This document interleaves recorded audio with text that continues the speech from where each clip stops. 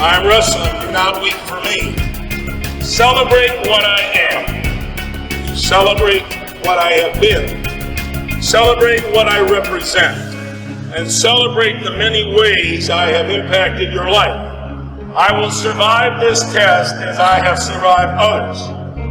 I am forever etched into the very fiber of all mankind. The world needs me. Time is on my side. History guarantees me. I am wrestling. Do not wait for me. What's up, folks? You are listening to the T. Rowan Funky Show. This is episode number 7, and as always, we are brought to you by Defense Soap. Defend what you build. And Tommy, like we talked about last week, we have a new sponsor, All Force Nutrition, and they're running a coupon code. You get 25% off if you use the coupon code FUNKY on their website. So go check them out. That's All Force Nutrition. What's up, my man? Buckeyes competing today, not in wrestling, but in football, and I believe they won. Right? Yes, they took the Fiesta Bowl title over Notre Dame, so it's been a good New Year's Day for the Buckeyes, no doubt. Nice, and not only a good New Year's Day because of that, but obviously, you know what this episode's about. You are a Buckeye, and we got who's possibly be the most successful Buckeye of all time. Kyle Snyder came out of his Olympic red shirt today, and he's going to come on our show and tell us all about it. That's awesome. Yep, I kind of heard some rumblings in the inner circles of Ohio State wrestling a couple weeks ago, and yeah, it's exciting stuff. I mean, this obviously is news in the wrestling community that's worth talking about for a couple days, but real excited to have this happen as a Buckeye alumni, of course.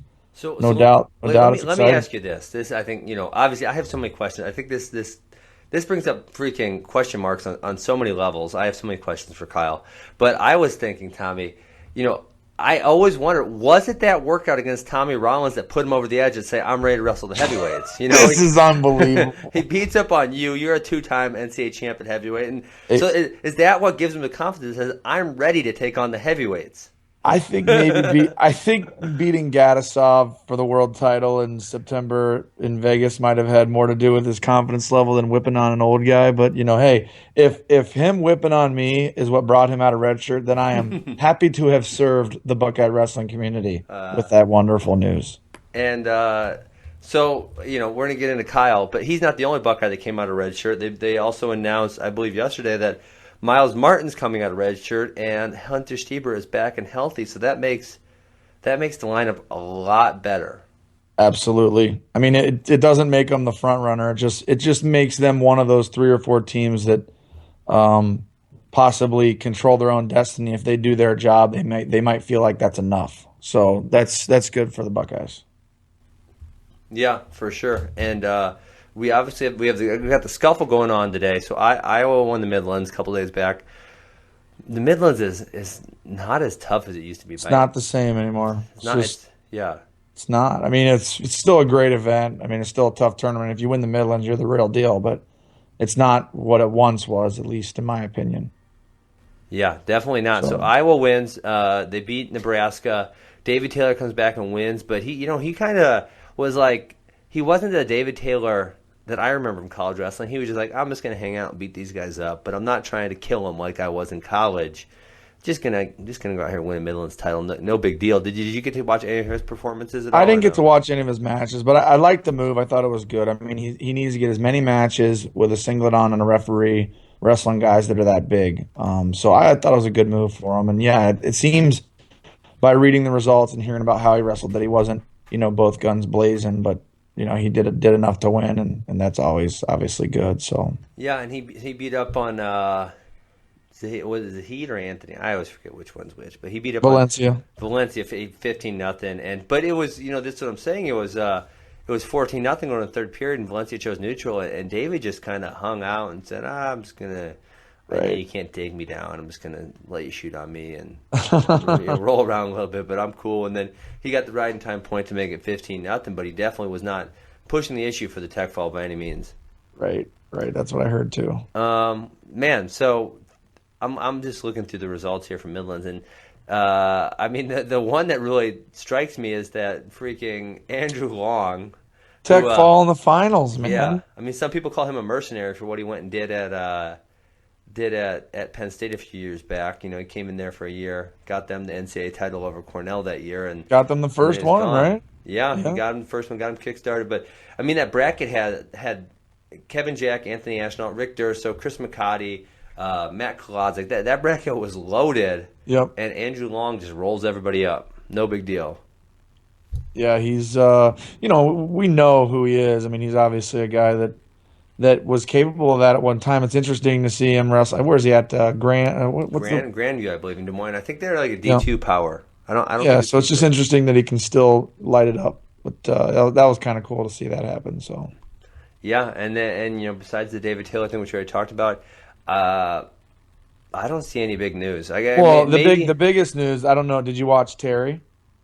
Oh yeah, I was talking about Midlands, but yeah, last Gwizdowski, who we're going to talk about later in this episode with Kyle Snyder, wins a fairly close one over Tanner Hall. Which Tanner Hall's another funny one because he was. I remember taking Tanner Hall on a recruiting trip at Arizona State when I was there, which was, I don't know, 5-6 years ago. And I think this dude took like the longest Mormon mission of all time or something. But he's like he's a freshman. I don't know how he's freaking 20-some years old and he's a freshman. Yeah, I watched Terry. What'd you think? What's your takeaway? I thought it was tremendous. I mean, I thought it was a great inside look on, how the Brands brothers think, how, the type of heartache that you go through when you put your life into something, basically. And then just, the merits of wrestling. I thought the merits of wrestling showed through. I think it showed the human side of the Brett Terry Brands or the Iowa mentality, so to speak. And, they're still a different bunch, but by the same token, I mean, we're all from the same cloth. The people that invest their, the better part of their life in wrestling, we all have the same type of thoughts and the same type of demons and the same type of, conviction in our beliefs. And I just thought that was a great film, great testament to the sport of wrestling, not just Terry Brands, but there's so many things we could talk about in that. There's so many great one-liners. We can talk about his strategic decisions against Kendall Cross, this, that, and the other thing. But overall, Ben, I thought it was impressive. What did you think? Well, yeah, I felt the same way. I thoroughly enjoyed it. One of the best wrestling films ever made, if the best period. But I do got a beef, Tommy, that's for sure. And that's that, I got to see some of the early footage, a lot of the interviews, a lot of stuff. I'm really good friends with Bader and a few other guys at Flow. So I got to watch all that other stuff. And they literally took out what I think was my favorite quote. It's close, the one, you get what you earn from his dad, which was his dad's hard ass, obviously. Right. That was one of my favorites. But my other favorite was, and I don't know if you remember, the part where Terry's climbing the fence and Tom goes out and pulls him down. And then Tom says, and Gable comes over and Gable pats him on the head. This is my favorite part of the film, by Okay, the way. but listen, they cut out what my favorite quote was. They cut it off. Okay. And there's two parts to the next quote, and it's really interesting because I loved the first part and I hated the second part. So I advocated them cutting the second part of the quote out, but not the first part. The first part is my favorite. And so Terry's climbing the fence, and Tom says, I pulled him down, and I see Gable coming over, and Terry crawls over to Gable, and Gable pats him on the head, and he says, and I got out of there because the person he needed the most was right there. Right? And so he said that, and you can see he's almost got the tears in his eyes at that point, right? Mm-hmm. And so he kind of raises his head up more. Kyle's coming in. So I'm going to tell Kyle about this part. Okay, got it. All right. I'm going to add him to the conversation. Hello, Kyle. Hey, how's it going, man? So good. Hey, Kyle, we have so much important stuff to talk to you about, but I got to finish. We're on the air right now, Kyle. We're so live. It's just don't an say FYI. anything crazy. Wait. We are live right now. Awesome. Okay. Yeah. So hold on. We'll get to your big news here in a second, but we're talking about Terry the documentary. Did you watch it, Kyle? Oh yeah, I watched it when it first came out. It was pretty amazing. Awesome. So Okay. Ben's telling a story about his beef with the documentary. So keep going. So Kyle, because I know Bader and a lot of the guys follow, I got to watch some of the early interviews, and there's this piece they cut out, and so I'm telling Tommy, the piece is Terry loses. He runs outside. He's climbing the fence, and and Tom says, "I got to pull him down because if he gets over the fence, I know he's gone." And so he raises his head up and he says, and Gable comes over, and I got it there because I knew the person he needed the most was there. And then so Tommy and Cal. So the next piece of the clip is he raises his head up, and Tom's almost got tears in his eyes, which for a guy who shows no emotion is freaking incredible, right? Right. And he says, and you'll learn something from that. And you're like, damn, that's profound, right? But then, so they cut that part out, which I'm pissed about because I thought that was like one of the greatest quotes of the whole thing. But then Tom snaps back into no emotion character and goes, "You got to have a better setup." And you're like, "Whoa, what just happened?" Oh man, and they cut it out, and I thought that was like a very telling quote, and that really gives you some insight into the brands, both of them, which I know both you guys have spent time around. So I was kind of upset that they cut that quote out of it. Yeah, it's it was a good film though, man. I mean, that was my favorite part when Tom Brands is talking about his brother and the way that he was talking about. You could just see in his eyes, obviously, how much he was struggling to even verbalize the experience. Just a good film overall. I mean, a lot of heartache, a lot of shows the special focus it takes to be great at that level, and it was just a good film. Kyle, what did you think? Yeah, I agree. I liked hearing what Brands had to say when he was coaching, because it kind of looks like the guys come off the mat and the Brands brothers get right in their faces and they're saying stuff to them, but you really never know what they're saying. So I thought it was interesting actually hearing what they were saying when they were mic'd up. Yeah, you think they're saying like you're unstoppable, you're a beast, you're you're gonna kill everyone, and it's food and fluids and stuff like that. So right.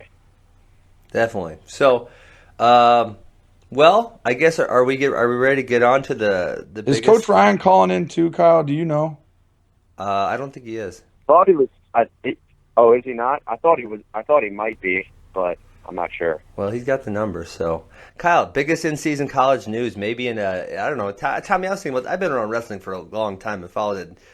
I can't remember anything like this ever. Yeah, ever. The biggest in-season news. Yeah, it's the biggest news. It's something that you wouldn't expect. So it really adds to the dynamic and the landscape of college wrestling. It's got all the podcast people having a lot of things to talk about this week. I know that much. So let's hear from you, Kyle. I had my prognostication a few minutes ago with Tommy, but let's hear it from the horse's mouth. What made you think? What made you do all this? What made me want to do this? Is that the question? Yeah. So I didn't even know.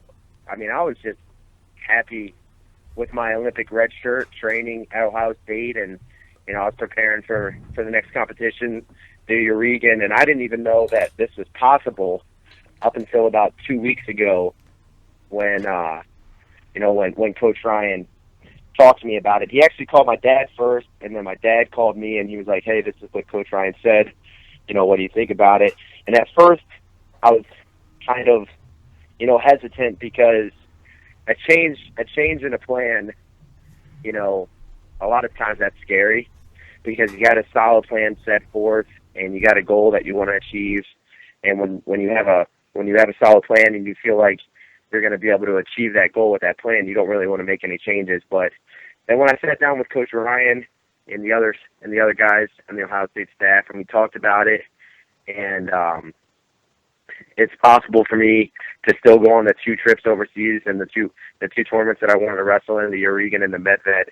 I'm still able to wrestle in both of those and get that international experience while also competing for the Ohio State Buckeyes. It sounded like a really good decision. And then I also talked I have a lot of faith in what Tervel says. So I talked to Tervel Delagna about it. I talked to Coach Burnett. I talked to Coach Zadig. And, once you talk to all those guys and kind of figure out what they're thinking, then I was able to make an educated decision. And I felt like not only is wrestling for Ohio State the best decision for me, I think it's a better plan than what I originally had set forth for this Olympic year. So, Kyle, let me ask you this, and obviously, I don't know how much you know wrestling because I know you at all, but I'm getting older now, so I'm the king of bold predictions. So let me ask you this: Is this a Kyle Snyder saying, "I'm going to come back to help Ohio State win a title. I don't know if I'm going to win, lose, or draw at heavyweight, but I know I'm going to place pretty high"? Or is this a Kyle Snyder saying, "I'm going to smash everyone at heavyweight and help Ohio State win a title, and then I'm going to go win the freaking Olympics too. So why not do it all?" Where are we at on that one? Well, I mean, I've wrestled all the guys that are, ranked in the top 5. I've wrestled Marsden, I've wrestled Wiz, I've wrestled Kuhn, I've wrestled Walls. I haven't wrestled Desi from Oregon State, but, I've wrestled a lot of the heavyweights that I would be competing against, and, while wrestling them, I feel like I have a pretty good grasp on the way that they're going to wrestle me, from wrestling them in the practice room and then some simulation matches in Colorado Springs. And, you never know what's going to happen when you go out there and compete, especially because there's a lot of good guys at heavyweight in the Big Ten, and then obviously across the nation, there's a lot of heavyweights that are gonna challenge me. But I mean, I definitely believe in myself, and I'm not gonna say I'm gonna win the NCAAs because nobody knows. Well, there's nothing wrong with saying you're gonna win. Well, I know there's nothing. I know there's nothing wrong. I with won't it, hold it against you. I know. I think that my plan is to still, my ultimate goal is to try to become the best wrestler in the world this year, and I think that I feel good. I feel good about my chances at the NCAAs, but we'll just have to see what happens. Kyle, obviously me being a Buckeye, I couldn't be more ecstatic about the news.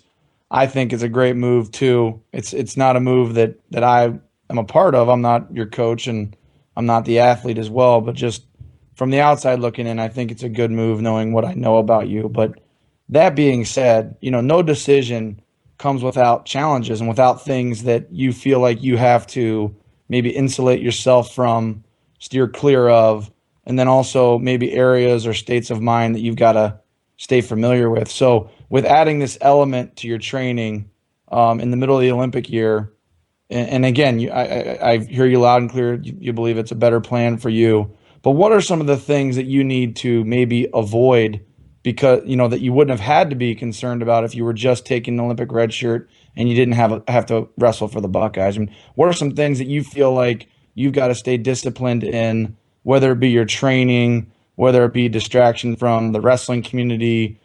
What areas are you saying, hey, if I'm going to do this, I've got to make sure this doesn't happen? Right. Well, I mean, the first thing is I'm going to be taking classes this semester, so that's going to be a little bit different. I'm going to be taking 13 credits, at Ohio State. So I got to kind of get back to being focused on making sure I get good grades and stuff like that. But that's usually not too big of a problem for me. I've typically gotten pretty good grades.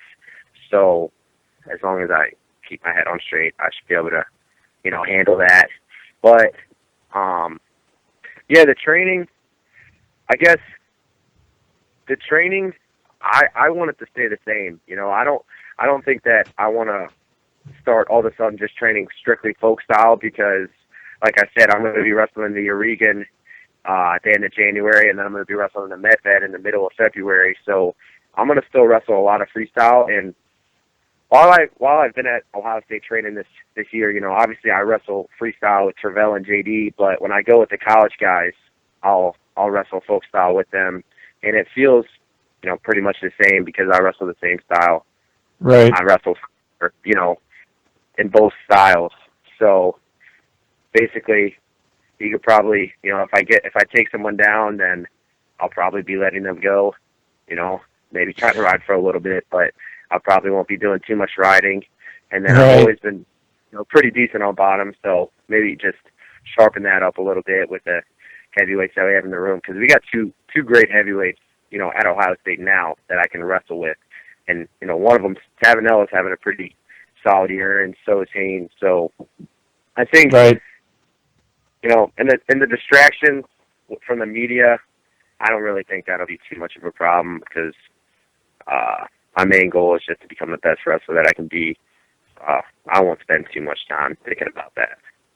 So you actually just brought up the other two really good heavyweights you have in the room, and I don't mean to pry too much, but I've been in a college wrestling room, and obviously there's friendships and stuff. And so is Tavanello having a hard time with the fact that you're going to be the guy, or is he like, listen, this is going to help the team, I'm good with it, or what's his take on it? Because that's someone you work out with every day and probably have worked out with every day for a while now.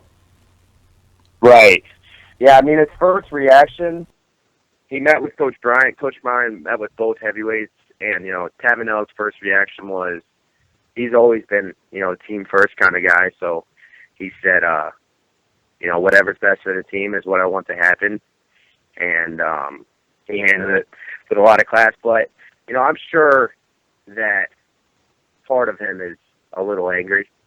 I would be a little angry if it happened to me, if I was in his shoes, but we still wrestle each other every day, and we still talk and hang out and joke around just like the same. So he's handling it the right. I mean, not the right way. I guess he's handling it a good way. He hasn't taken anything to heart, and he understands that whatever's best for the Buckeyes is what he wants.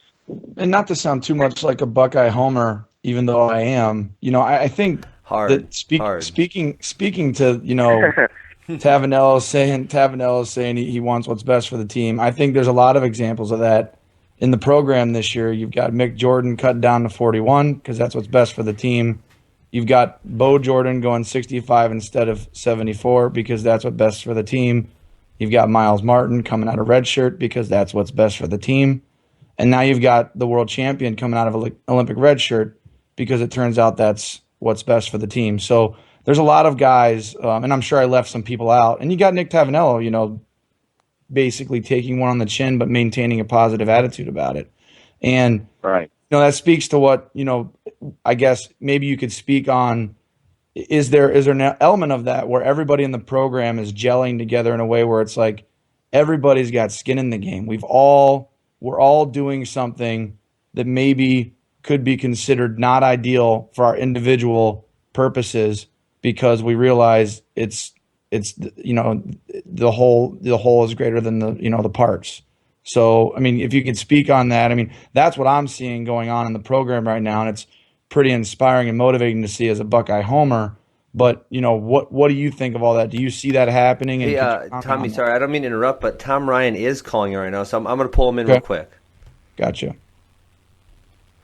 I didn't know he was coming on, so this is a nice addition. Welcome, Coach Ryan, to the show. What's up? Hey, what's up? Well, how about I jump off? You don't need me on the phone. Tommy was just asking a question about teamwork to Kyle, so I guess we'll give Kyle the floor. Yeah, we're live now, Tom, by the way. But Kyle, good. You guys, why don't you guys stay live with Kyle? We'll talk another time. That's fine with me. You can stay on. Well, yeah, either way, we're fine. We're good either way. You, but stay live with Kyle. All right. Okay, all right, Kyle. guys. So I'm gonna get off. All right, Tom. We'll get you on here in a little bit then.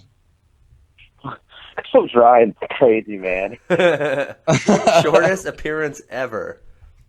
This podcast is not exactly, like The View in the morning, really professionally produced. But anyways, Kyle, it's kind of ruining my punchline. But I think there's a lot of selflessness going on in the Ohio State wrestling program right now. I'm sure that exists in other programs. But if you could just touch on that, I think it's impressive.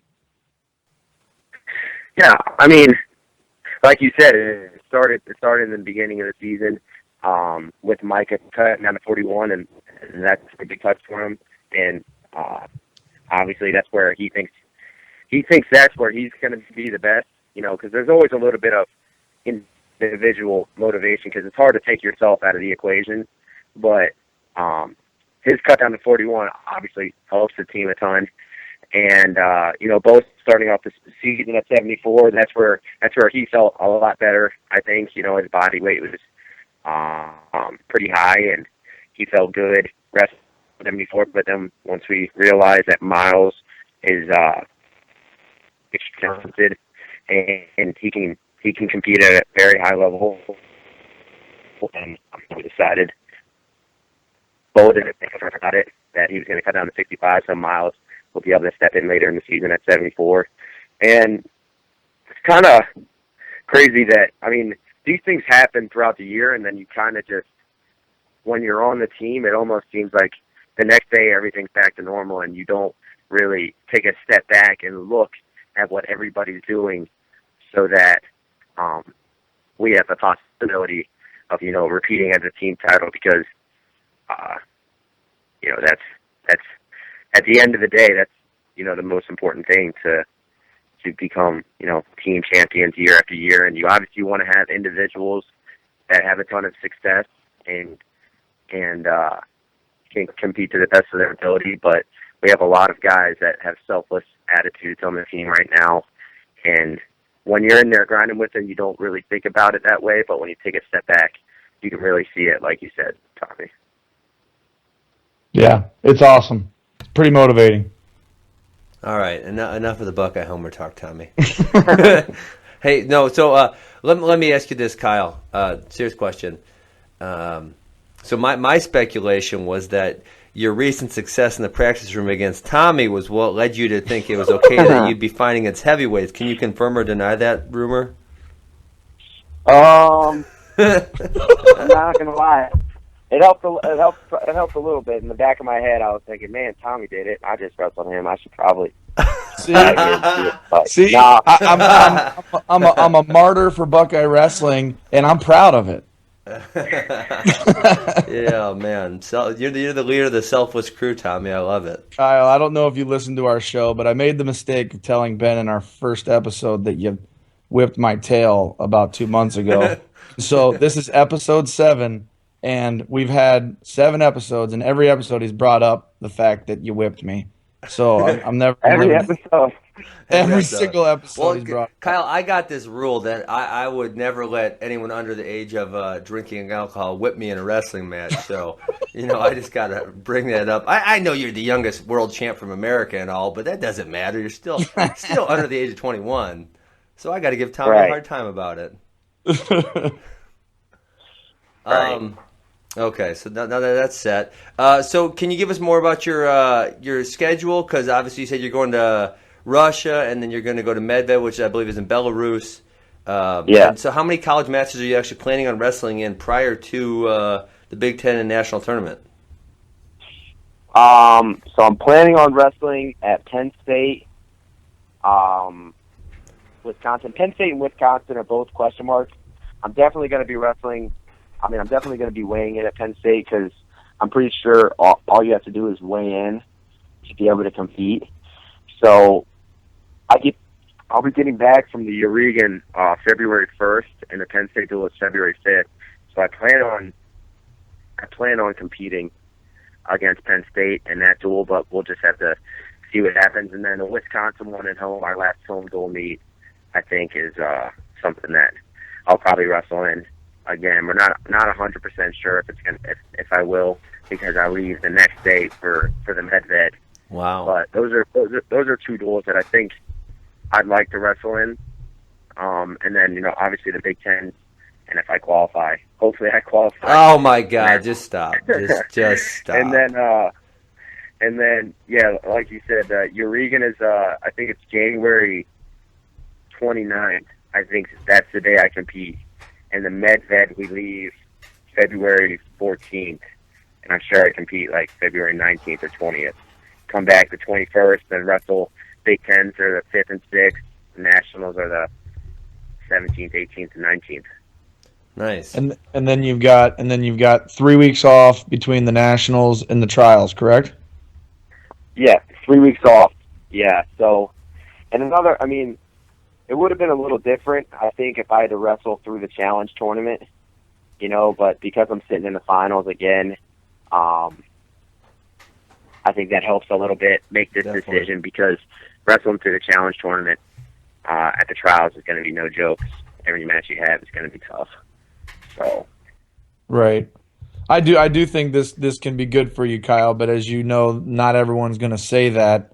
right. What do you have, like, because everyone will name, a lot of different reasons. And so what's your overall just opinion of that when people say, he's putting too much on his plate, or he's letting his friends dictate what he wants for his Olympic dream, or whatever comments people might make that, I guess, in my opinion, is a little bit of shallow thinking when you really think about your life and what you want out of it. But what is your overall thought process on if you hear people saying things like that?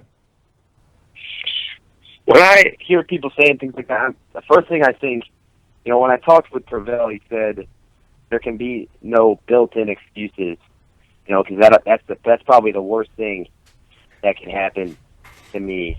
If I made this decision and then I wrestled in the NCAAs and I didn't compete the way I wanted, let's say I took second again or something like that, and I could say, well, that wasn't part of the plan, that's why I took second. Or let's say I win at NCAAs and I go wrestle at the trials and I take second, and wrestling the NCAA screwed me up, and that's why I took second. So I didn't want any of that, so I had to really sit down and think and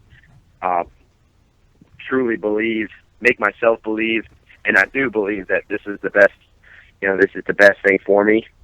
So when people tell me that, when I see people say that this isn't going to work out, or, this isn't going to help me achieve whatever goals I set out to, achieve in the sport of wrestling, basically what I think is, I truly believe that this is going to help me.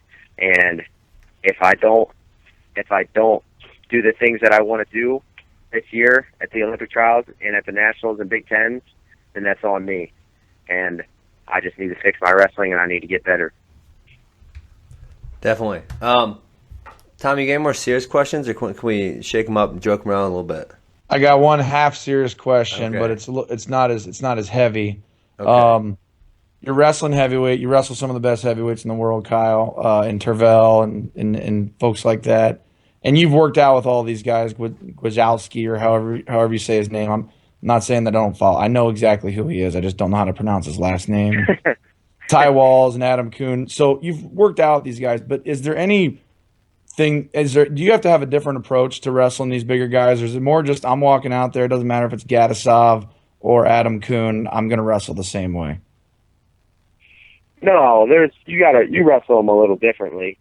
I mean, Right. because Gatisov doesn't wrestle the same way as Adam Kuhn, and Adam Kuhn doesn't wrestle the same way as Wiz, and you can say that for everybody. So I'll have different game plans, and I typically,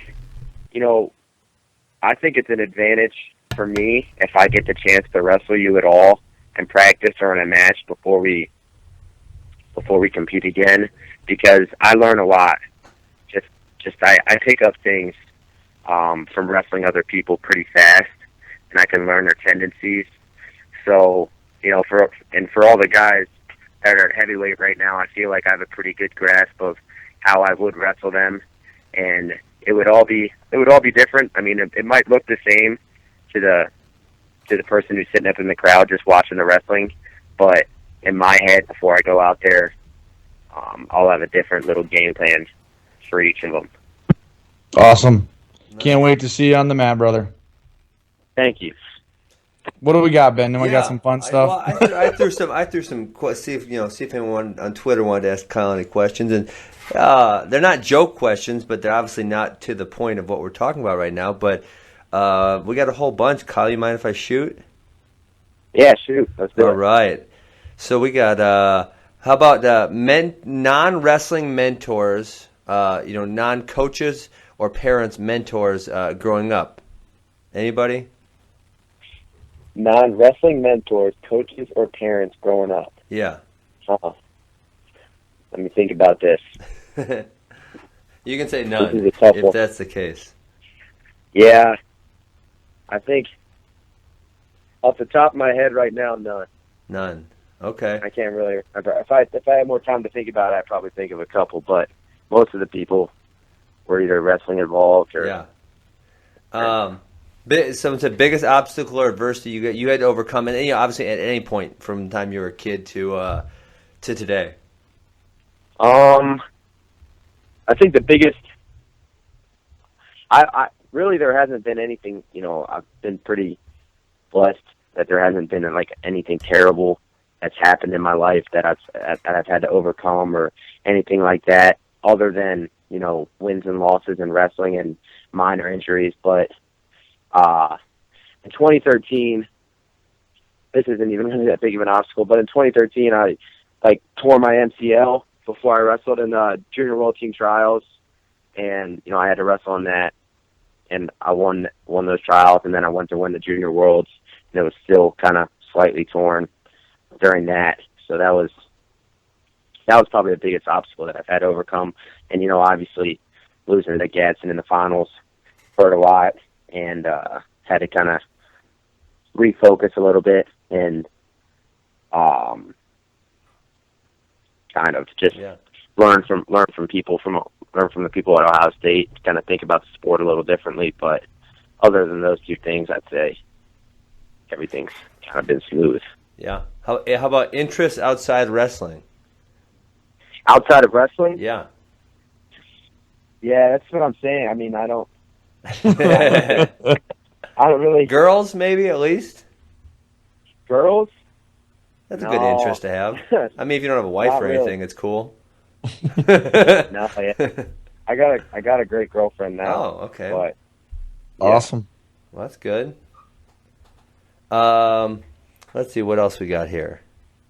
Difference between freestyle and folk style, and which do you like more? difference between freestyle and folk style. And which do you like more? Freestyle, I like freestyle a lot more than folk style. Okay. And I like how fast, you know, you can get a lead on somebody and get the tech fall. In freestyle, I feel like it can all happen a lot quicker. And I like the 3-minute, 30-second break, 3-minute way that it's wrestled. And then, you know, obviously biggest difference is I like wrestling from my feet a lot. I have to get better part to air in freestyle because I'm not that great at it. But I don't like wrestling on the mat much, top, bottom, in folk style. So that's probably the biggest difference, and that's probably the biggest reason why I don't like folk style as much as freestyle. Best besides yourself and Logan Stieber, best Buckeye wrestler ever. Best Buckeye wrestler ever besides Logan. No, remember, I didn't make these questions up. Just Tommy, don't get I know mad. you didn't, and I know Okay. Tommy's sitting right there. Who the heck asked that on Twitter, Ben? Oh man. What do you got? I'm What do you got gonna for us? go with Jaggers.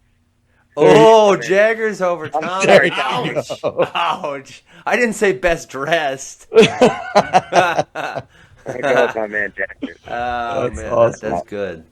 That's good. Okay. I think that's all the good ones, at least, I got on Twitter. Tommy, you got anything else for Kyle, or should we ready to let him go? We really appreciate you taking some time out on New Year's Day, letting us be probably one of the first audio interviews. And, you know, it's big news. We know that you're going to kind of go into a hole and keep training and get ready for the Oregon tournament, which is obviously a pretty tough tournament. But we'll see you in a Buckeye singlet at some point this year, so that's exciting. And maybe we'll have you on again. But thanks a lot, Kyle. Yep, thank No you, problem. Kyle. Thank you guys. Yeah, thank you for having me on. I appreciate it. Hope you guys have a great New Year. Thanks a See you, lot. brother. All right, I'll see you guys. Thanks. That was fun, Tommy. Tommy, man, Kyle's young, but I don't know that he knows his history that well. Jaggers over you. He did that to have some fun. I think. I mean, if we're talking styles, maybe, because Jaggers was wild and all over the place, but man, Jaggers was a 6 seed at Nationals twice, right, and ended up winning it. He was a 6 and then a 3, or a 3 and then a 6. Something like that. Either way, I was his coach at the time, and believe it or not, I was not shocked that he won it both times. I mean, he deserved the seeds that he got. I'm not trying to say he should have been first, but the way he was wrestling going into those tournaments, it was not. It didn't surprise me at all. I thought he was going to win it, but anyways, we're bouncing around a little bit. I thought that was a good interview. I mean, the guy. The thing that I think makes Kyle Snyder so special, and I thought this about him, you know, a year and a half ago, is I think his maturity level for his age is unreal, because he's processing all of this. He's an Olympic redshirt. He's a world champ. The team needs him. how can he turn this into a situation where, it's possibly a good thing for him? How can he keep a level head? And there are many kids. I don't want to call Kyle a kid because he's obviously not a kid. Well, but a little bit. Young, most people his age can't process information and handle situations as well as he does. And that's what makes him pretty special, I think. Yeah, definitely. Hey, I wrote one note down here that I thought was interesting, which, Kyle shouldn't give a damn what anyone else thinks, but this is going to make people mad, Tommy. You ready for this one that I wrote down? Mm-hmm. He's only wrestling 2 matches prior to NCAA, so I believe that means that he cannot get an automatic qualifier spot for the Big Ten. So, I'm not going to make it. He's going to kick someone's butt. So someone is going to lose the automatic qualifier spot that they had earned. What do you think about that? Yeah, he's probably let's say there's 6 spots that is available out of the Big Ten or 5 or whatever the number it is. One of those spots won't have been created because of Kyle's performance. So what you're saying is that the Big Ten's, he's inevitably going to take one of those guys' spots. Yeah, he's taking somebody's spot. Yeah, that's Which whatever. Yeah, right, exactly. The other thing is that Snyder won't be, might not be seated at the Nationals or whatever. Because even if he wins Big Tens, although if he wins Big Tens, you think they'll seat him like second or third? It's common sense. It's freaking Kyle Snyder.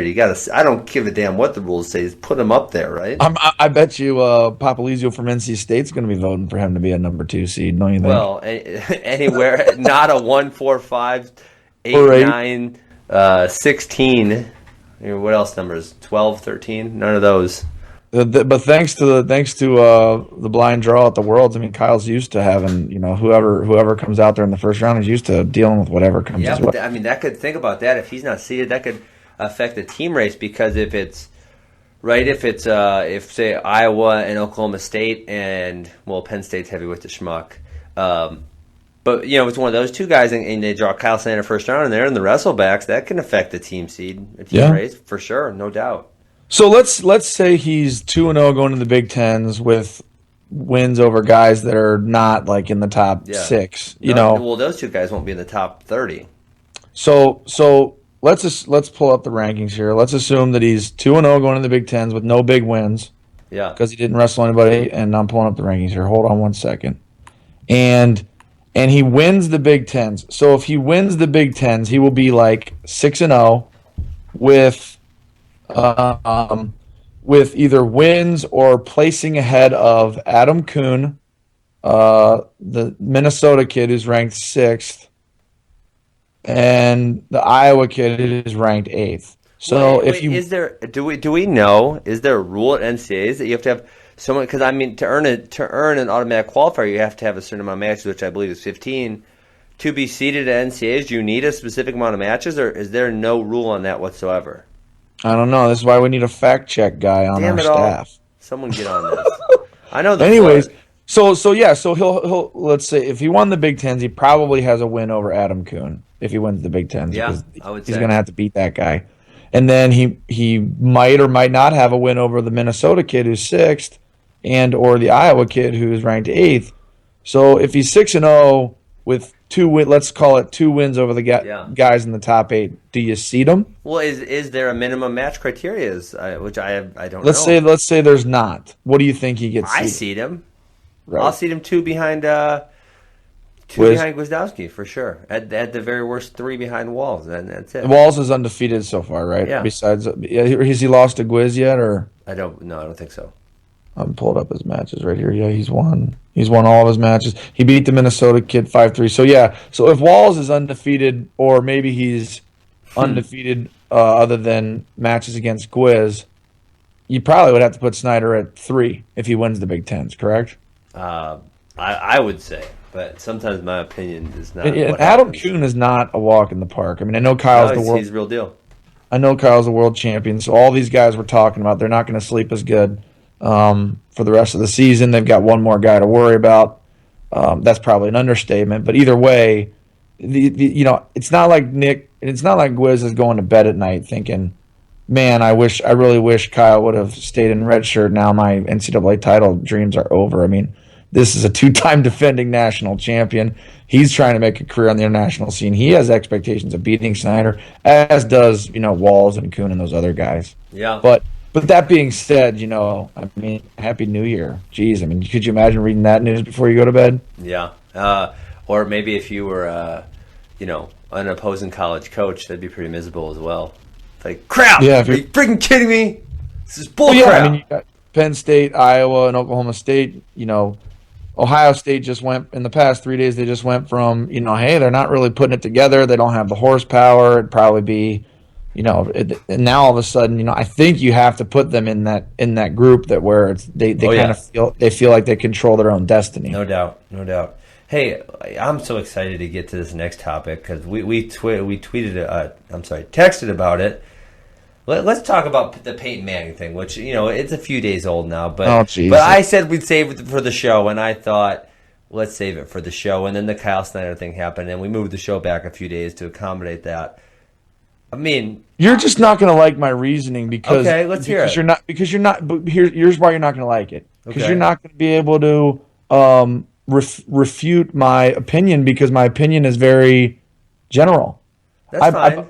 My opinion is I believe him. When I hear the guy talk, I believe that he didn't do it.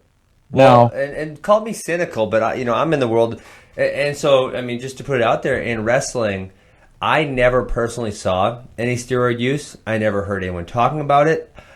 I don't want to say it doesn't happen. I just didn't see it. Now, I don't think it happens in the U.S. I think it happens all across the world. I don't want to be naive and say never, but not a lot. Very, very rare, if anything.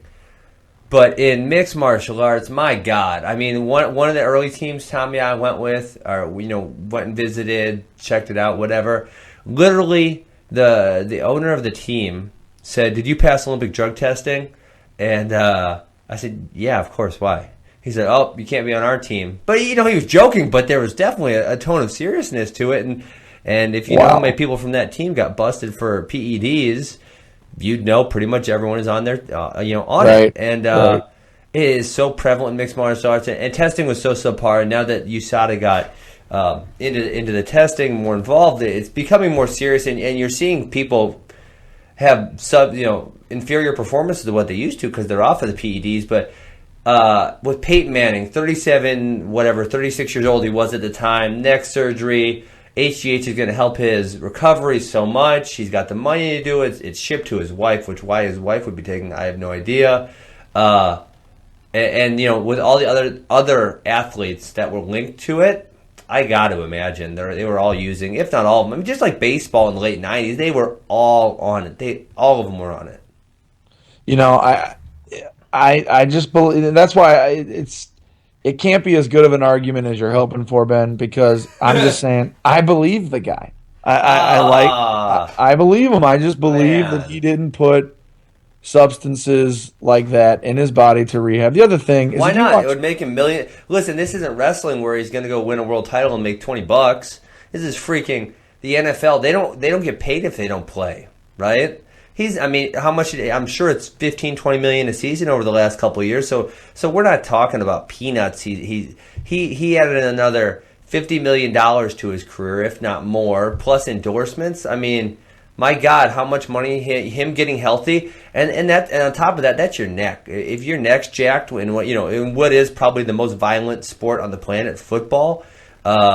I'm in mixed martial arts, but hell, more people died in high school football this year than every mixed martial arts contest in the history of the world combined. Right. So football is essentially the most violent sport on the face of the earth, and that's his health. If his neck gets hurt again, he might not walk. He might lose feeling. I mean, there's so many negative effects. You're telling me that if you could make $50 million and doing something you enjoyed, and you could protect the future health of your body, you're not going to do it? Ben, $50 more million. Just say yes or no. Are you going to do it or not? Here's the thing: if I had $150 million in the bank, well, we don't know that he's got that. Well, yeah. Here's the thing, Ben. It's all in context because if somebody makes $100,000 a year and I ask them, would you abandon all morals and integrity and elements of what have made you who you are today to make $150,000 instead of $100,000 a year? They would say, some people would say no, some people would say yes. That's what it is to Peyton Manning. It's like, if you take this, you'll be able to make $20 million a year more for 5 more years, or if you don't, you might end your career early. But it's not $100 million. It's a little bit more than what he's already made. Yeah, career but to date. it's not. Actually, I just checked his pay. I checked his celebrity net worth. I lost my thought. He's worth $115 million, and he gets paid $28 million annually between endorsements and salary. But at the same time, just kind of with MMA, and with MMA, I know I have never used a PED. I can tell you that with a fact because it's my body. But Tommy, if you ask me... but you're an MMA. Wait, just wait. But you're a mixed martial artist. Wait, mixed martial artist, Ben. How can I believe you? I mean, with everything... Exactly. So that leads... How could I possibly believe you? You shouldn't. If you're smart, you shouldn't. So that's what I'm going to say. Like, I got close friends in mixed martial arts, Tommy. I really have some really close friends. And people I think are great people. But if you said, Ben, beside yourself, would you bet your house on anybody else in high-level mixed martial arts not using PEDs? I would say no. I would not bet my house on that. Right. I wouldn't. And there's some people I could probably say with 90-some% certainty I don't think they used. You sound like Peyton Manning right now, Ben. Why? Because you're excluding yourself from a group. Well, I said you shouldn't trust me, but I can trust myself because I know what's going into my body. Well, that's what Peyton Manning said. That's what he said. And, I mean, so, you know what? Actually, Tommy, I've thought, because I've been so vocal against PED use in mixed martial arts, I always thought at some point someone might try to F with one of my samples, Right. So I've thought of what I would do if I was ever accused of using, right, or if I had ever had a positive test, what I would do. You know what I would do? Which none of these guys do because I think they're all guilty or they're not smart enough to think about this. I think I would voluntarily offer to go on a lie detector test. Yeah, exactly right. It could be live on TV. I don't give a damn. I haven't used, And so, but it's got to be something dramatic. And right. Because I think, when there's these situations, people they are cynical because so many people do use in professional athletics. Sorry, I remember the point I was going to make earlier, Tommy, and you said, abandon all morals. But if Peyton knows, and this is kind of what happens in MMA, I think, is once everyone's using it, Peyton knows that, 70% of the rest of his locker room is using, well, it becomes more of a norm, right? Than it's like putting water in your piss cup on the hydration test. Mm-hmm. I mean, is it cheating? Kind of, a little bit, but does everyone do it? Yeah, right? I mean, right. So there's those things, and I think it could. I don't know the world of the NFL that much, but I know there's a lot of money behind it. And I know the way the world of MMA is, and so I would have to imagine it's magnified. So you think that he used HGH to recover from his neck? I mean, if you said with 100% certainty, did he use this? I would say, well, I can't tell you that, but I would say if I was a betting man and I had to bet red or black, I'm betting that he did it. For sure. Okay. And I don't blame him, and honestly, I've made the personal choice that I am not going to do it. But in his situation, like I said, with the future health of his neck, it's his freaking neck. Like, we're talking about his ability to walk and do other things. Yeah, it's not safely. A bad elbow. Yeah, it's not an elbow. It's not an ankle. It's his freaking neck, And HGH has been proven to help recover from injuries. That's a fact. There's no doubt about that. So, so I would lean towards the fact that he did it. And honestly, Brett Favre is one of my heroes. If you told me Brett Favre used PEDs, I'd say, it doesn't surprise me that much. If you told me Aaron Rodgers used PEDs, another guy who I think is amazing, I'd say, it doesn't surprise me that much. You must be a Packers fan, huh? Yeah, of course. Duh. Just duh. So, I don't believe anyone in the world of professional athletics when it comes to PEDs. I don't disagree with the overall mentality that you have towards this. It's just, and I don't have a good reason as to why I believe Peyton Manning other than I believe him. But everyone believed Lance for a long time, and Lance actually passed. I believed Lance because he passed how many drug tests? I mean, how the hell did he pass that many damn drug tests? It was freaking I mean, it was something like 60, I want to say, Tommy. And some of them were random. How the heck did he do that? It's beyond belief. It's crazy. Yeah. So what else? So we got the Snyder news. We talked about Midlands. Pretty cool. We got the first audio interview with Kyle where we can ask him live questions. I'm excited. Yeah. That's kind of cool for the show. I was kind of hoping he'd get, pull a Conor McGregor and something to say, I'm going to whoop everyone. No big deal. That's not his deal. Yeah, he's kind of. And then we could have Gwiz on next week, and Gwiz would be like, "No way, I'm gonna kick his butt." No, we should have Gwiz. Heat. We should have Gwiz on. Yeah, that'd be good.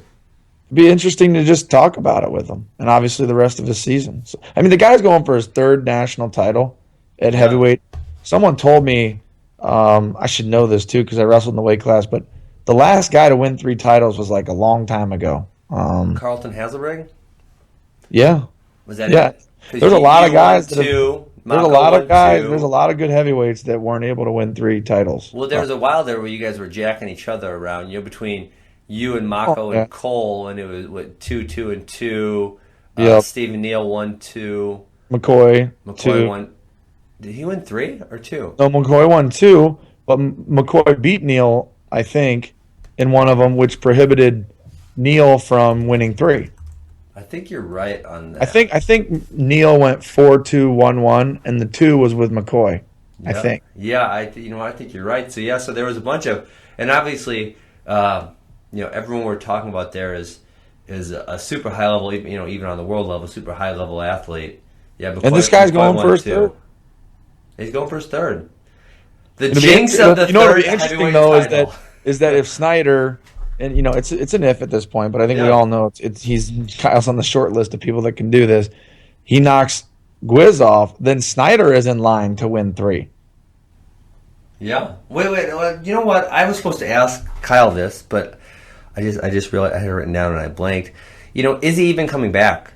If he wins the NCAA title this year, check that off the list, right? Goes and wins the Olympics, takes his check, and then Tom Ryan said, we got that taken care of. He can take his money and still be an athlete. I have since heard, a few people listen to our podcast. Thankfully, a few people listen to it. But I have had a few coaches tell me that point is still debatable. That's not a fact that Kyle can take the money and compete. That is a very debatable point. Well, I can tell you whatever he does do, the Ohio State Compliance Office, which is probably at this point has more employees than any other NCAA. They're the biggest pain in the butt, Tommy, ever. And it's being done in a way, and I know this for a fact because I talk enough with Tom Ryan to know these details. I don't know the details, but the detail I do know is that it's done with the compliance office holding their hand. Wow. And I can say that unequivocally. Yeah. So we brought in Logan Stieber for a camp, and we've brought in I don't know, 10, 12, 14 athletes to Aspen Wrestling Academy here for camp. High level. David Taylor, Kyle Dake. We brought in everybody. Ohio State emails me or calls me, I can't remember what it was, and they tell me I can only pay Logan Stieber $300 a day. And I said, you guys realize how ridiculous that is? He is worth so much more than $300 a day. And they're like, no, you can only pay him $300 a day. I'm like, why? Listen, it's free market. Why are you determining what his work rate? He's worth significantly more than that. Now, this is after he's got, I want to say 3 titles, not 4. I think he's got 3 at this point. But they were such a pain in the butt about, I had to fill out a whole bunch of paperwork. And obviously, Logan's worth it, so I did it. But telling me I can only pay freaking Logan Stieber $300 a day, are you insane? It's the way it is, man. It's the way it is. Yeah. Those are the rules. We should save that for another episode. We can talk more about that because you and I kind of feel the same way on that one. Yeah, for sure. Okay, well that was a hard hitter there. Are we good? We done? I think we are. I mean, we should probably have another episode after the scuffle, kind of catch up on that. This was kind of a bonus round, I think, with the Snyder news. But we should probably have another episode after the scuffle, which is going on right now. Literally, and then we had to right now. For this Snyder, we had to push Chael Sonnen off of the show. Listen, when the world champion says I want to come on, some people get moved. But we've got a good list of people that are scheduled to be on the show. We got Chael Sonnen. Yeah, Jordan Burroughs committed. He's going to be on the show here shortly. We've got Andy Rovat that's going to come on. So we'll keep pumping new interviews and new stuff to talk about and trying to stay up with the wrestling news. But this Kyle Snyder thing, I mean, it really mixes up the dynamic for the team race, and it's kind of a cool piece of news. And I think it's pretty. By the way, Ben, what's your opinion on it? Because what is your on Kyle coming out? Just give me your angle. So there's the hard thing, and the hard thing. Do you think so many angles? So there's so many lenses you can look at this from. Do you think it is negative for his freestyle training? No, and here's why. Because, and I don't mean to offend you, Tommy, but the technicality of mat wrestling and folk style heavyweight wrestling is significantly less at all the lower weights. So, I mean, if you said At the higher weights, you mean? that's yeah, sorry. At heavyweight, the technicality of the mat wrestling is so much lower than all the other weights. I mean, if you said a 133 pounder is not going to practice leg riding defense and crab ride defense, I'd say he's screwed. Someone's going to hop on top. He's not going to get out. And Right? I'm not offended at all, man. Okay. I couldn't agree more. Yeah. Because, the heavyweight weight class, for the most part, in college wrestling is if you can take a guy down and you can get out, you're good to go, man. And when I say get out, I mean you got to have good basic fundamentals on the bottom, stand up, cut away, turn in, and just keep wrestling on your feet. So, and the other thing is these guys, the better guys at that weight class, they're not known to be big time riders anyway. So I do think he can train. I'm with you. To say it's good for him, I don't know if That might be a stretch. I don't know if it's good for him. I don't know if it's better than not doing it. It's not but I don't think it's negative. Yeah. I really don't. That's right. That's right. That's where I'd be at also.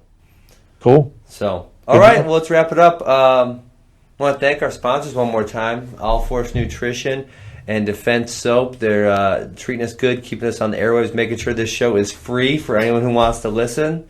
So thank you guys. And Tommy, you have a Happy New Year. You too, brother. Hope all is well. We'll talk in a few days here, talk about the scuffle. I'm sure there'll be some good news to talk about there. So, All right. Sounds good, man. see you, man. You are listening to the T. Rowe and Funky Show, and it is brought to you by Defense Soap. Defend what you've built. Tommy, I got to say, I tried these products. He shipped me a box.